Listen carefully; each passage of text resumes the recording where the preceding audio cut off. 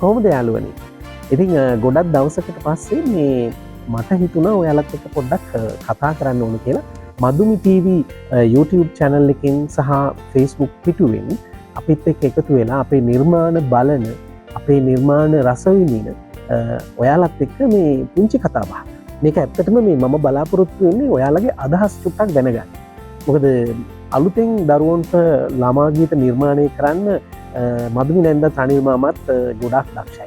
ඉතින් ඒ නිසා තමයි අපි සියත TV පොඩ්ඩෝ වැඩ්ඩෝ වැඩසටහනෙත් වැඩිහිටියන්ගෙන් පොඩිහිටියන්ට කියන සෙග්මන්ට් එකේ හැම දවසකම අපි ඔයාලට අලුත් ගීතයක් අරගෙන එන්නේ.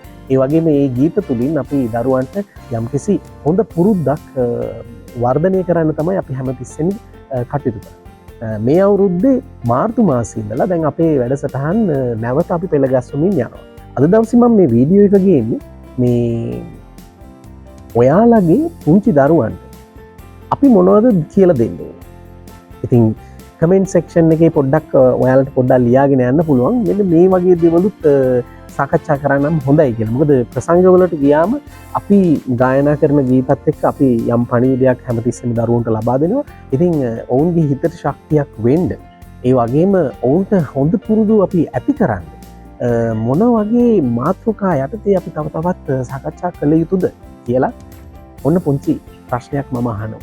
ඉතින් මදුමි නැන්දටත් රනිල් මාමටත් ආදරය කරන ඔයාලට පුළුවන් අලුත්ම වැඩක් කරන්න එකතු වෙන්න අපිත් එක්ක.